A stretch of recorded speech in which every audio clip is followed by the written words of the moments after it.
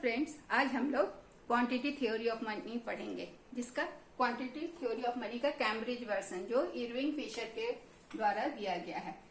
So Cambridge version of quantity theory of money, मुद्रा का परिमाण सिद्धांत किसके द्वारा दिया गया है? Irving Fisher.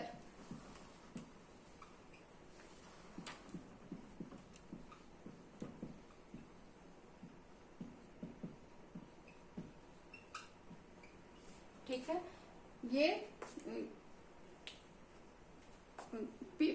हम ये जानना चाहते हैं, इसका सबसे इम्पोर्टेंट क्वेश्चन का आंसर देने का इन्होंने कोशिश किया था कि why people demand for money. Money का डिमांड क्यों होता है, क्यों हम पैसे की मांग करते हैं। ये उस बहुत ही इम्पोर्टेंट मैक्रो इकोनॉमिक इशू है। मैक्रो मतलब समष्टि अर्थशास्त्र जिसको हम कहते हैं। व्यष्टि अर्थशास्त्र में हम सिंगल चीज को स्टडी करते हैं और व्यष्टि में हम सामूहिक अध्ययन करते हैं, एग्रीगेट्स का अध्ययन करते हैं। तो इस क्यों लोग मनी का डिमांड करते हैं, तो इसका आंसर देने की कोशिश उन्होंने इस थ्योरी के जरिए की है। तो डिमांड फॉर मनी क्या डिटरमाइंस करता है, क्या निर्धारित करता है?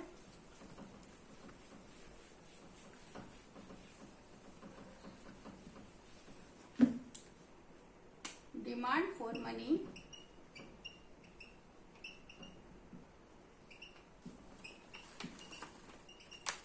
क्या डिटरमाइन करता है?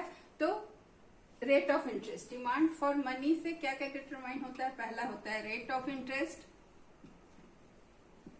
रेट ऑफ इंटरेस्ट से ही इंटरेस्ट अगर कम हो तो ज्यादा डिमांड फॉर मनी होता है, रेट ऑफ इंटरेस्ट अगर ज्यादा हो तो मनी का डिमांड कम हो जाता है।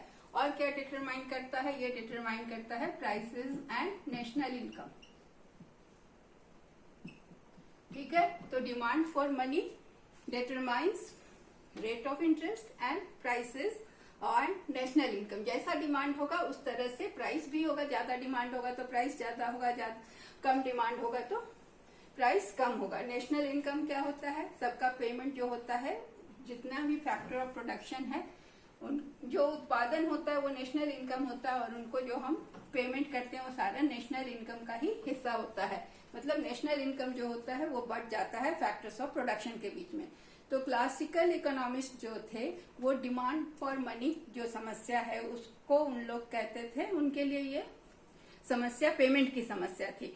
तो वो मनी केवल उनके हिसाब से, क्लासिकल इकोनॉमिस्ट के हिसाब से मनी केवल अपना प्राइमरी फंक्शन करता था। प्राइमरी फंक्शन क्या था मनी का?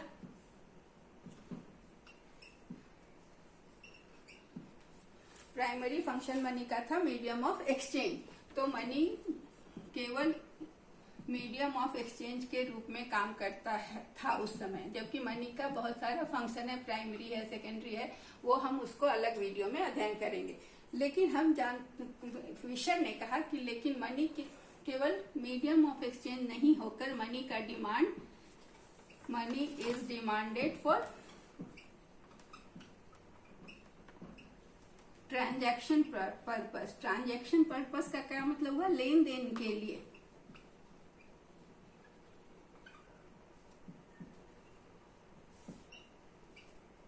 ठीक है, तो इस फिशर ने अपने थ्योरी में मनी का बहुत रिफाइंड वे में बताया कि मनी क्यों डिमांड होता है, और इसकी थ्योरी को बताया उन्होंने अपनी पुस्तक जिसका नाम था purchasing power of money. Fisher की बुक का नाम था परचेजिंग पावर ऑफ मनी,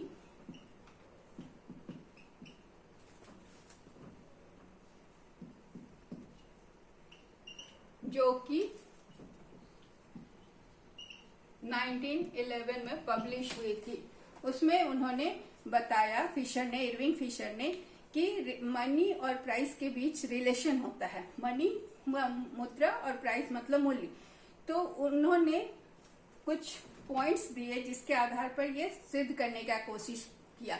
उन्होंने ये बताया कि बैंक डिपॉजिट और कॉमन मनी में अंतर होता है। दोनों एक चीजें नहीं होती। बैंक मनी क्या हुआ? जो आप डिमांड डिपॉजिट करते हैं, जो सेविंग्स बैंक में आपके मनी होते हैं, जिसको आप चेक के द्वारा पेमेंट करते हैं, that is called bank deposit, जो कि हम मनी के रूप में यूज करते हैं, क्रेडिट मनी कहलाता है। और कॉमन मनी जो जिसमें कॉइन और करेंसी आता है, नोट आता है, दोनों के बीच में उन्होंने, और उसके बाद उन्होंने एम और पी के बीच में रिलेशन बताया। एम क्या है? मनी, और पी इज प्राइस। तो उन्होंने एम और पी के रिलेशन को एक अलजेब्रा के इक्वेशन के रूप में, अलजेब्राइक इक्वेशन के रूप में प्रेजेंट किया, जिसे इक्वेशन ऑफ एक्सचेंज कहा जाता है। एम और पी का रिलेशन उन्होंने अलजेब्राइक इक्वेशन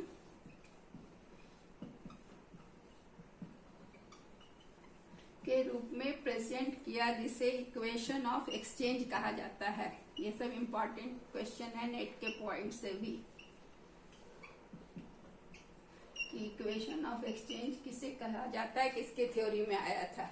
ठीक है, और उन्होंने इसको लिखकर दिखाया इस तरह से। इक्वेशन ऑफ एक्सचेंज क्या है? MV is equal to PT। ठीक है, अब इसको हम देखेंगे, एलाबोरेट करेंगे कि यहाँ पर M क्या है? M is the total quantity of money, total quantity of money. M is total quantity of money, जिसमें क्या क्या है? Coin and currency, coin plus currency. ठीक है, दूसरा है V, बैंक नोट। करेंसी को बैंक नोट भी उन्होंने नाम दिया है। बैंक नोट मतलब जो नोट सर्कुलेशन में है, जो बैंक से इशू होते हैं। और V is velocity of circulation.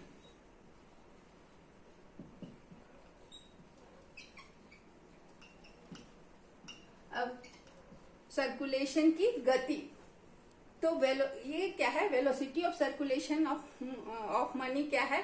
कि average number of, average times या एवरेज नंबर ऑफ टाइम्स कोई एक नोट कितनी बार घूमता है, इसे हम उसका वेलोसिटी ऑफ सर्कुलेशन कहते हैं। जैसे एक स्पेसिफाइड पीरियड ऑफ टाइम में कोई नोट कितने हाथ को बदलता है, कितने हाथ से होकर गुजरता है, उसे हम वेलोसिटी ऑफ सर्कुलेशन कहते हैं। उदाहरण के लिए हम बताएंगे कि अगर एक 10 रुपया का नोट 5 हाथों से गुजरता है, तो वो 5 टाइम्स घूमता है, तो उसका सर्कुलेशन क्वांटिटी ऑफ मनी जो है, 10 रुपया का नोट 5 टाइम्स गया, तो ये क्या हुआ? सर्कुलेशन ऑफ मनी क्या हो गया? 50। 5 टाइम्स गया, 5 आदमी के हाथ में गया, 5 आदमी ने उस 10 रुपए से कुछ खरीदा, तो पूरा सर्कुलेशन कितना हो गया? 50 रुपया का। 10 का एक नोट मूव किया, 5 हाथ से गुजरा, और वो उस क्वांटिटी ऑफ मनी कितना हो गया वहां? उसका वेलोसिटी ऑफ सर्कुलेशन की वजह से वो 50 रुपीज के बराबर हो गया। P क्या है? P is the general price level, P is the price level.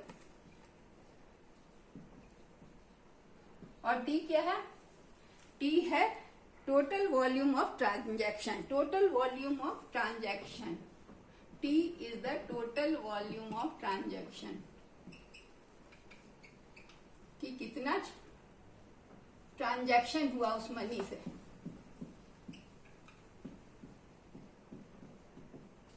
तो ये इक्वेशन ऑफ एक्सचेंज हमें बता रहा है कि टोटल वैल्यू ऑफ ट्रांजैक्शन कितना हुआ। तो ये जो है, अभी इसको हम ऐसे देखते हैं। PT, PT क्या है? प्राइस और टोटल वैल्यू ऑफ ट्रांजैक्शन और वैल्यू ऑफ गुड्स और गुड्स सोल्ड। ये हो गया total value of transaction. PT is total value of transaction, या इसको हम दूसरे शब्दों में क्या कह सकते हैं कि वैल्यू ऑफ गुड्स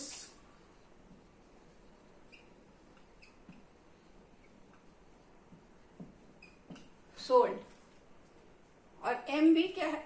कैसे हुआ value of goods sold? P is the price और T is the total volume of transaction. तो जितना सामान का लेन देन हुआ और उसको उसके प्राइस से अगर हम गुना कर देते हैं, तो हमें PT प्राप्त होता है, जो कि वैल्यू ऑफ गुड्स सोल्ड बताता है कि कितने वस्तुएं बिकी कितने प्राइस पे।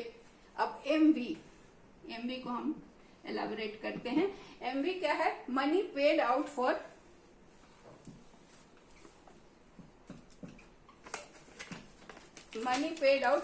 देम। मतलब क्लियर हो गया कि MV is the total amount of money जो कि टोटल वैल्यू ऑफ गुड्स के लिए दिया गया है। इसलिए यहाँ पर हम क्या देख रहे हैं? MV is equal to PT, दोनों इक्वल है। तो ये क्या बता रहा है कि ये सिंपल ट्रूइज्म बता रहा है कि अगर इसमें से हम प्राइस निकालना चाहें तो प्राइस कैसे निकलेगा? सिंपल ट्रूइज्म है कि जो भी value of goods, state of value goods sold is equal to the amount of money received. ये अमाउंट ऑफ मनी रिसीव्ड है, ये volume of goods, total volume of goods sold है। तो इक्वेशन में अब हम जनरल प्राइस लेवल अगर हम पी निकालना चाहें तो कैसे निकलेगा? P is equal to M V by T, ये इक्वेशन हमें मिलेगा। ठीक है, तो ये हो गया हमारा price level, general price level.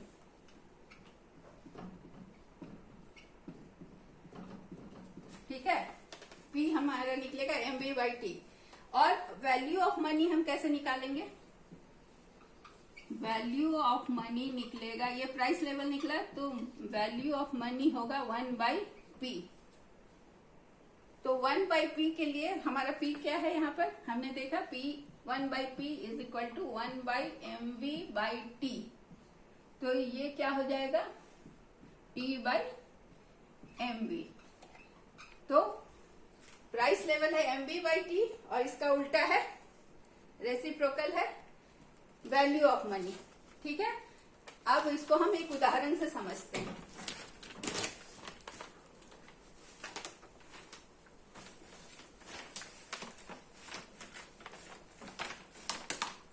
एक उदाहरण से समझते हैं।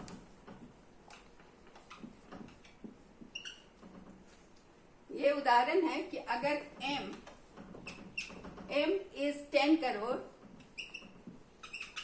V is 4 crore and V is 4 crore. ठीक है, M volume of money is given 10 crore and V is given 4 crore and T is given 5 crore, all in rupees.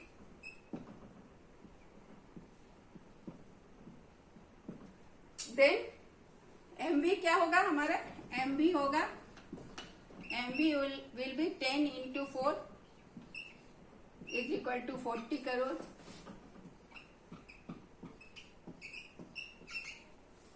ठीक है, P क्या है? P क्या दिया हुआ नहीं है, we have to calculate P। So P का क्या फॉर्मूला था? MV by T। So MV is 40 crore और T is given 5 crore. So price level क्या होगा? 8 crore.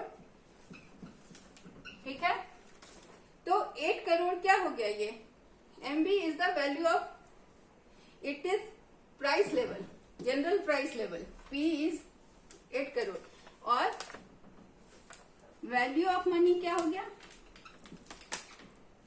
Money is, we have seen 1 by P. So what is P? Sorry, 1 by P. P is MV by T. So 1 by MV by T will be T by MV. ठीक है, अब इसको ऊपर देखिए, T by MV हो गया, T by MV। So T क्या है हमारा? 5 करोड़ और MV क्या आया है? 40 करोड़। ठीक है, तो हमारा वैल्यू ऑफ मनी क्या आया? 1 by 8 करोड़। तो equation of exchange, equation of exchange क्या है हमारा? Equation of exchange is MV is equal to PT। ठीक है, ये इक्वेशन ऑफ एक्सचेंज।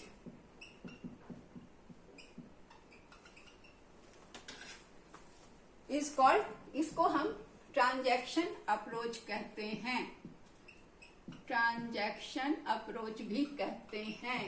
ये भी क्वेश्चन बनता है नेट के लिए कि वो ट्रांजैक्शन अप्रोच किसको कहते हैं। ठीक है, उसके बाद क्योंकि एम क्या रेफर करता है, एम रेफर करता है, हम जानते हैं एम रेफर करता है कॉइन्स एंड करेंसी और क्रेडिट मनी या डिमांड डिपॉजिट विथ बैंक, उसको हमने यहां मेंशन नहीं किया है। तो इसको ये क्या हेल्प करता है हमें, सेम वे हम इसको अब हम करेंसी नोट की तरह ही डिमांड डिपॉजिट को यूज करते हैं। हमने बताया कि क्रेडिट मनी को हमने कैसे यूज किया है, क्रेडिट मनी को हम बैंक डिपॉजिट के रूप में। तो नया इक्वेशन जो हमारा बनेगा वो क्या बता रहा है, उसमें हम M B is equal plus M dash B dash, ठीक है, इसको हम लेते हैं। तो ये M1 M डैश और V डैश जो है ये M डैश यहाँ पर होगा। इसमें बाद में उन्होंने बैंक मनी को भी इसमें ऐड किया, तो M dash is bank money और क्रेडिट मनी जिसको हम कहते हैं जो चेक से हम काट कर पेमेंट करते हैं। बहुत जगह हम लोग चेक से पैसा देते हैं ना, तो वो कैश जैसा ही काम करता है, तो वो हुआ M डैश। और इसका वेलोसिटी जो हुआ, क्रेडिट मनी का जो वेलोसिटी हुआ उसे V डैश से दिखाया गया है, सिटी ऑफ सर्कुलेशन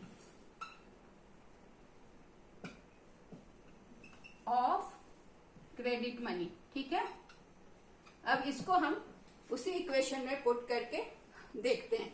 तो M B is equal to P T. अब हमें जब P निकालना होगा, यहाँ क्लियर हो गया कि ये क्रेडिट मनी है, डिमांड डिपॉजिट जो हम चेक काट कर पेमेंट करते हैं वो मनी है, M डैश और V डैश है उसका सर्कुलेशन, वेलोसिटी ऑफ सर्कुलेशन।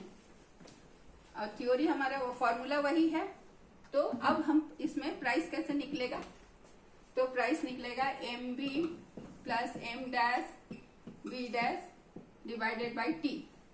ठीक है, अब हम इसको एक एग्जाम्पल से समझते हैं। अब हमें ये दिखाना है कि ये अगर वैल्यू ऑफ मनी डबल होता है तो एम जब हम डबल करते हैं तो जब प्राइस लेवल डबल होता है तो वैल्यू ऑफ मनी हाफ हो जाता है। उससे हमको यहाँ देखना है। पहले उदाहरण में वैल्यू ऑफ ये एम था 10 करोड़ और पहले उदाहरण में एम था 10 करोड़, अभी हम और एम डैश है 20 करोड़। ठीक है, और V है 4 और V1 है, V है 4 एंड V1 है, V डैश है 5, V डैश है 5 एंड T इज 35 करोड़। अब देखिए हम इसको कैसे लाते हैं। M क्या है 10 करोड़, V क्या है 4 करोड़, तो 10 इंटू 4 प्लस M डैश क्या है 20 crore into V dash is 5 crore and T is 35 crore. So it will be 40 plus 2 plus 100, ठीक है, by 35. So 140 by 35 will be 4. So it is 4 crore. ठीक है, all in rupees. ठीक है, अब हम क्या देख रहे हैं कि अगर M को हम डबल करते हैं, M को अगर हम डबल करते हैं 20 करोड़ और इसको करते हैं 40 करोड़। ठीक है, तो अब हमको देखना है कि क्या चेंजेस आता है। तो ये 10 को हमने 20 कर दिया और इसको कर दिया 40। ठीक है, और ये हमारा ट्रांजैक्शन जैस का तस रहा। तो ये हो गया 80, 20 यहाँ पर। अब इसको हम सॉल्व करते हैं तो प्राइस क्या होगा 80 plus 200 by 35. So it will be 280 by 30 is equal to 8 crore. पहला में क्या आया था? पहला में आया था 4 करोड़। ये हमने डबल किया तो ये भी डबल हो गया, प्राइस डबल हो गया ना। पी पहले था 4 करोड़, पहले पी कितना था? 4 करोड़। अभी पी कितना है? 8 करोड़। तो ये डबल हो गया। तो M1 और M और M डैश को डबल करने से प्राइस डबल हो गया। अब हमें देखना है वैल्यू ऑफ मनी पर क्या असर होता है। तो वैल्यू ऑफ मनी क्या है हमारा? Value of money will be half यही ना बोले, आधा हो जाता है। वैल्यू ऑफ मनी देखिए क्या होगा? T by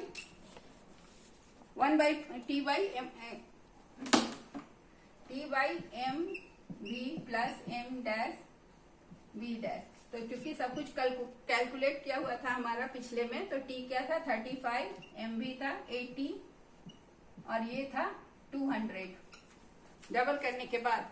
so it will be 35 by 280, so it will be 1/8। तो पिछली बार क्या था हमारा value of money? Value of money पिछली बार था 1/4, अभी क्या हो गया? 1/8। ये हाफ हो गया ना, आधा हो गया। तो इससे क्या साबित हुआ कि जब हम एम की मात्रा को डबल करते हैं तो प्राइस लेवल डबल हो जाता है और वैल्यू ऑफ मनी आधा हो जाता है। ठीक है। अब जैसा कि सब नियम है अर्थशास्त्र का, कुछ एजम्पशन पर बेस्ड होता है, उसी तरह से ये इरविंग का भी, ये जो इरविंग फिशर का जो ये थ्योरी है कैम्ब्रिज वर्सन, ये भी कुछ एजम्पशंस पे है। तो एजम्पशंस पहला जिसको कि हम, वो एजम्पशंस का एक वर्ड आता है सेटेरिस पेरिबस, जिसका मतलब होता है, ये भी आता है क्वेश्चन की, इसका अर्थ क्या होता है? Other things remaining the same. इसका मतलब यही होता है अन्य बातें समान रहने पर।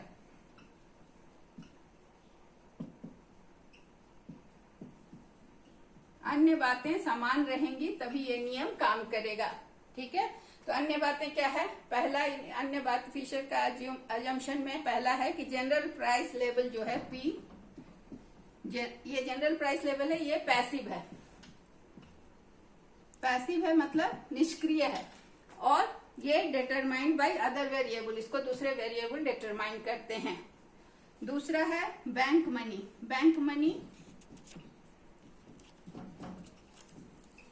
जिसे हम एम डैश कहते हैं। तो bank money remains in a fixed relation with M. M dash जो है वो फिक्स रिलेशन में है किससे? With M. ठीक है। ये दूसरी मान्यता है। तीसरी मान्यता है velocity of circulation of money. Velocity of circulation of money is constant and independent. मतलब v जो है वो कांस्टेंट और इंडिपेंडेंट है, मतलब किसी चीज से प्रभावित नहीं होता है, दूसरे कोई चीज इसको प्रभावित नहीं करता है, ये इंडिपेंडेंट है। चौथा इसकी मान्यता है कि टी भी जो है ना वो कांस्टेंट और इंडिपेंडेंट है। टी इज ऑल्सो कांस्टेंट और इंडिपेंडेंट। ठीक है। हाँ, it depends on the state of T. क्या है? किस चीज पर डिपेंड करता है? इंडिपेंडेंट है। इसमें चेंज कौन सा चीज ला सकता है? तो टेक्नोलॉजी या लेवल ऑफ एम्प्लॉयमेंट। तो फिशर ये मान के चलते हैं, फिशर का ये मानना है कि एम्प्लॉयमेंट में कोई परिवर्तन नहीं होता है, क्योंकि यहाँ ऑलरेडी फुल एम्प्लॉयमेंट है। फुल एम्प्लॉयमेंट की मान्यता पर आधारित है, इसलिए टी इज कांस्टेंट बिकॉज कि वहाँ अनएम्प्लॉयमेंट होने से ही टी में चेंज होता है, जो कि फिशर के हिसाब से उसकी संभावना नहीं है। उसके बाद है कि सिस्टम जो है, इकोनॉमी जो है हाईली मोनेटाइज्ड है। हाईली मोनेटाइज्ड इकोनॉमी है।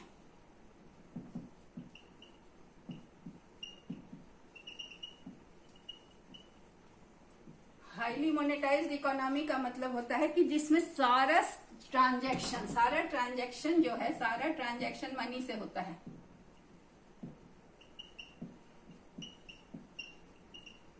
There is no barter system, वहां वस्तु का आदान प्रदान नहीं होता है, वस्तु विनिमय प्रणाली नहीं है, वहां मौद्रिक प्रणाली है, सारा लेन देन मुद्रा से होता है। और अंत में है money is the only medium of exchange and medium of exchange is only medium of exchange is money.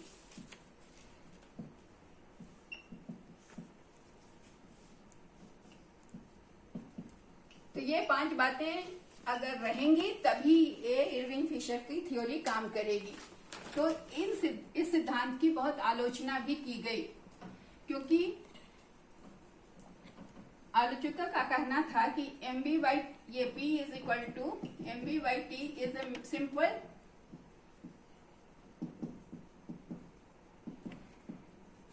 Is a mere truism, मतलब ये केवल एक सत्यता है, उन्होंने कोई नई बात नहीं कही, ये बिल्कुल सही है। और amount of money paid but goods and services is equal to the volume of goods sold, ये सब लोग मतलब कुछ नई बात उन्होंने नहीं की। ये अनरियलिस्टिक एजम्पशंस पर आधारित है। और ये पहला ये हुआ, दूसरा है अनरियलिस्टिक एजम्पशंस,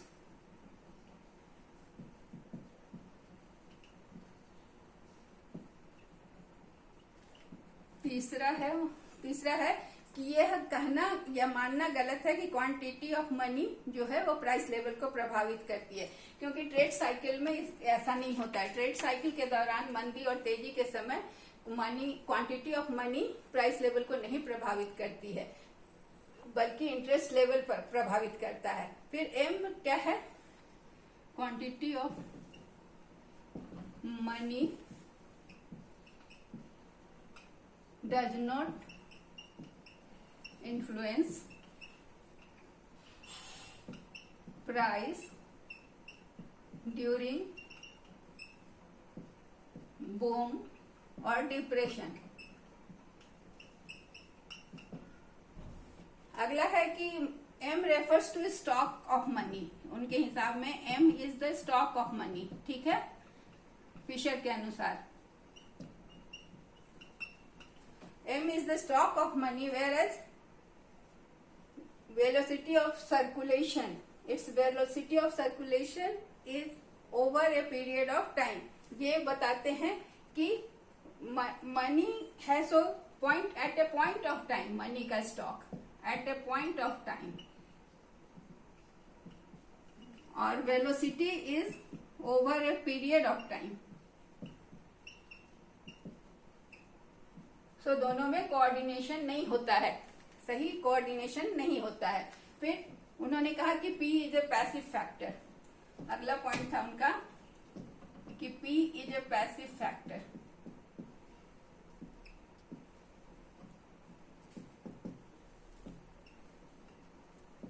इस पर भी उनकी आलोचना हुई, क्योंकि वो उनका कहना है कि प्राइस एक पैसिव फैक्टर नहीं है बल्कि बहुत एक्टिव फैक्टर है, इसलिए प्राइस को पैसिव नहीं माना। Price is not passive factor but active factor. तो इन सब पॉइंट्स पर उनकी आलोचना हुई। इस तरह से ये इरविंग फिशर का transaction Cambridge version of quantity theory of money है। ये बहुत इंपॉर्टेंट है क्योंकि ये पहला थ्योरी है, इसके बाद बहुत सारे थ्योरी आए। किन्स ने भी इस थ्योरी की बहुत आलोचना की। उसके बाद कैश बैलेंस अप्रोच आया जिसमें अलग अलग इकोनॉमिस्ट्स ने अपने अपने एक्सप्लेनेशन दिए हैं, जिसको हम आगे चल के पढ़ेंगे। Thank you.